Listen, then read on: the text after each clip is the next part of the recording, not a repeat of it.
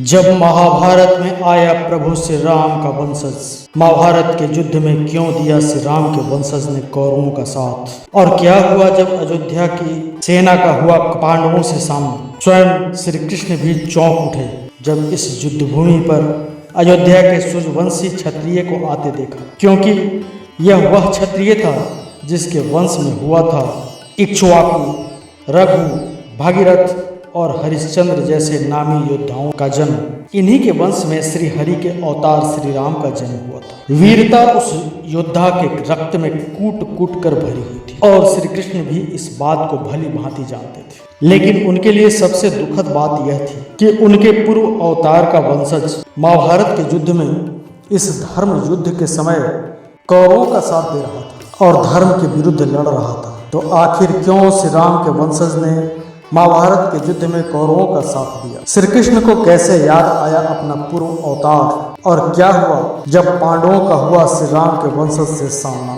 आज हम आपको बताएंगे इस वीडियो में, इसलिए वीडियो को अंत तक जरूर देखें। लेकिन वीडियो को शुरू करने से पहले हमारे चैनल को सब्सक्राइब अवश्य करें, साथ ही बेल आइकन जरूर दबाएं। साथ ही साथ कमेंट बॉक्स में जय श्री कृष्ण लिखना न भूलें। भगवान श्री कृष्ण की कृपा आपके परिवार पर सदा बनी रहे। द्वापर युग का महाप्रलयकारी महाभारत युद्ध कौरवों और पांडवों का कोई आपसी युद्ध नहीं था, बल्कि यह समस्त भारतवर्ष के लिए धर्म स्थापना हेतु अनिवार्य एक धर्म युद्ध था। इसलिए उसे युद्ध में भारतवर्ष के सभी छोटे बड़े राज्यों ने हिस्सा लिया और महाभारत के युद्ध में अपनी उचित भूमिका निभाई। महाभारत काल के लगभग हर राजा ने युद्ध में हिस्सा लिया और उन्होंने अपने विचारों के अंतर्गत अपनी अपनी पक्ष को चुना। और कुछ राजाओं ने कौरवों का साथ दिया तो वहीं कुछ राजाओं ने अपनी सेना के साथ पांडवों का पक्ष चुना। इसलिए महाभारत युद्ध से पहले दोनों पक्ष अपनी सेनाओं को मजबूत करने में लग गए। कौरव और पांडव दोनों अपनी सेना को शक्तिशाली बनाना चाहते थे और अधिक राज्यों को अपनी सेना में शामिल करना चाहते थे, लेकिन यह बाजी कौरवों ने मार दी। भारत के अधिकतर राजाओं ने कौरवों का पक्ष चुना और उनकी सेना पांडवों से कई गुना अधिक शक्तिशाली हो गई। इसी कड़ी में अयोध्या के राजा बृहद्बल ने कौरवों का ही पक्ष चुना। उन्होंने अपनी सेना के साथ युद्ध में कौरवों का साथ दिया और फिर उनका सामना हुआ महावीर पांडवों से। अयोध्या के राजा बृहद्बल महाभारत काल के एक श्रेष्ठ राजा थे। उनकी गिनती भी महाभारत के श्रेष्ठ वीर योद्धाओं में होती थी।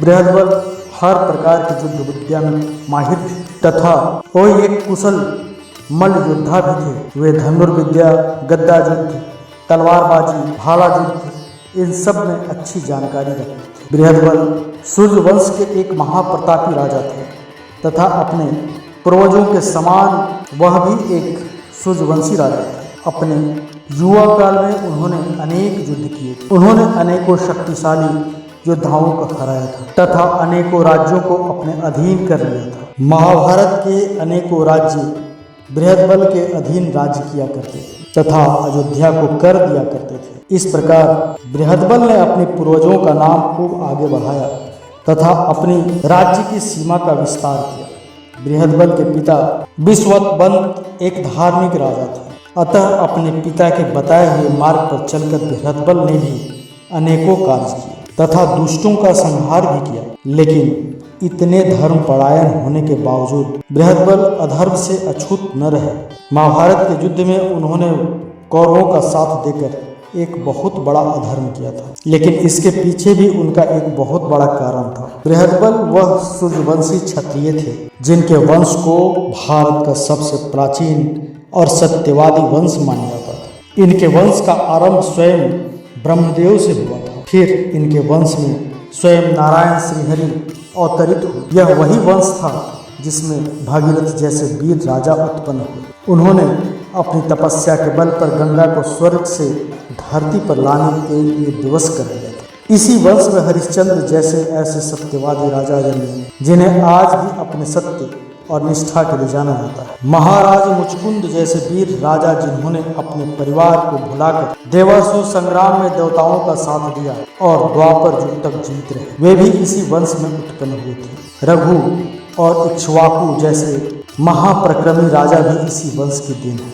इस प्रकार बृहद्बल का वंश धर्मवादियों से भरा हुआ था तो आखिर ऐसी क्या वजह थी जिससे बृहद्बल जैसे सूर्यवंशी को अधर्म का मार्ग चुनना पड़ा? भागीरथ, मुचकुंद और श्री राम जैसे धर्मपरायण पूर्वजों को भूलकर उन्होंने अधर्म का साथ दिया। वास्तव में इसके पीछे पांडवों की ही एक गलती थी। पूर्व में पांडवों ने अयोध्या के साथ एक ऐसा गलत काम किया था जिसकी कीमत उन्हें अयोध्या से शत्रुता के रूप में चुकानी पड़ी। महाभारत युद्ध से पहले और इंद्रप्रस्थ का राजा बनने के बाद युधिष्ठिर ने राजसूय यज्ञ का अनुष्ठान किया था। राजसूय यज्ञ की सफलता के लिए युधिष्ठिर को संपूर्ण भारतवर्ष का सम्राट बनना था। इसलिए जरूरी था कि भारतवर्ष के सभी राजा युधिष्ठिर की अधीनता को स्वीकार करें, युधिष्ठिर के शासन तले राज्य करें। इसी कार्य को पूरा करने के लिए उनके चारों भाई राज्यों को जीतने के लिए चारों दिशाओं में निकल पड़े। इसी दिग्विजय यात्रा के तहत भीम, अर्जुन